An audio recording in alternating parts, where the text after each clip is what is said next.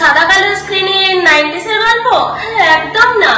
বয়স ধরো 16 কিংবা 17, ক্লাস ওই 9-10, মন তখন রঙিন গ্যাস বেলুনের মতো উড়ে বেড়ায় চারদিক।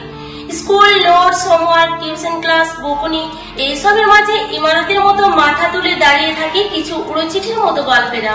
সারা সপ্তাহে স্ট্রেসে ধুর ভাল লাগে না ট্যাগলাইন লাগিয়ে নিজের মতন করে পাওয়া দিন তখন একটাই, রবিবার সন্ধে 3-4 ঘন্টা নিখাত আড্ডা।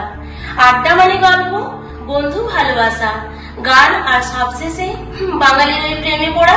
তখন আড্ডা ঠিক মানে পাড়ার মোড় আর বন্ধুর বাড়ি।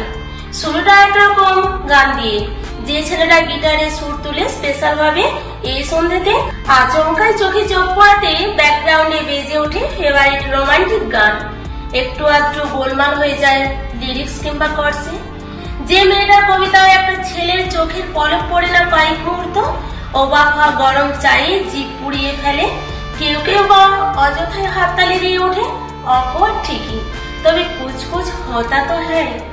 সবশেষে ফেরার পালা, একগুচ্ছ জমাট বাঁধা মেঘের মতো মন খারাপের ভিড়।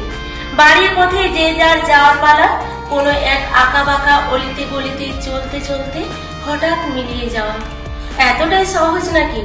ফিরতি পথ ঠিকই, তবে দুজন মানুষ রাস্তার দুই পার ধরে হেঁটে চলে সমান্তরালে। মাথার ভিতর হাজার রকমের ইচ্ছে না, তবুও দুটো মন হয়তো ঠিকই তখন হাঁটে একসাথে। লক্ষ্য করলে এও দেখা যায় ফুটস্টেপও পড়ে একসাথে, এক তালে। সাক্ষী কারা? ফাঁকা রাস্তা, জ্বলতে থাকা আবছা আলো, কিছুক্ষণের শিহরণ, আর ঠিক হঠাৎ হঠাৎ এক হয়ে যাওয়া দুজোড়া চোখ। যারা বলতে চায় ভালোবাসি, না বলে বুঝে নিতে চায় অনুভূতি। এইরকম ফাঁকা অলিতে গলিতে কত শীত আসে যায়, কুয়াশারা ঘিরে ধরে।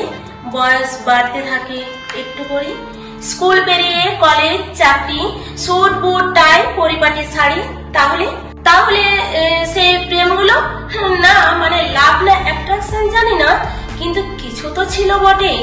সমান্তরালে হাঁটতে থাকা সে মোর দেন ফ্রেন্ডস বা কখনো এক্সাক্ট নামে বাধাই পড়ে না, কারণ বলাই হয়ে ওঠে না এই শোন আমি তোকে ভালোবাসি।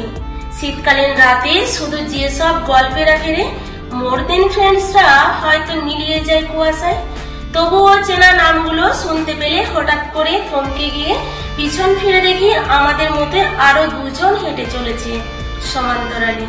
কিছু বলতে চেয়েও বলে উঠতে পারছে না, মানে সাহসে কুলোচ্ছে না আর কি। এখন আমাদের গল্পগুলো সাদা কালো, আর তাদের গুলো রঙিন, সেই গ্যাস বেলুনের মতো।